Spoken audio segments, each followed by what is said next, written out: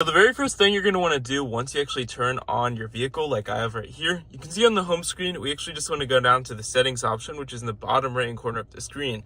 When you click on this, it'll bring you to this page like so, where you want to click on connections. You can see right here the device list of all 6 devices that are currently connected, whether it be for CarPlay or Android Auto. And if you want to remove a device, if there are already 6, you basically click on the I next to one of these, and you can actually delete the device just by clicking on the delete device, or actually just seeing the device information. And once you've actually deleted your device, because I had too many, you can actually see if you want to add one. You click on the add new option right here, and you basically just need to go into the Bluetooth settings on your phone once it's in pairing mode like it is right now, and basically just click on the My Rogue or whatever your car's name option is on the screen like so.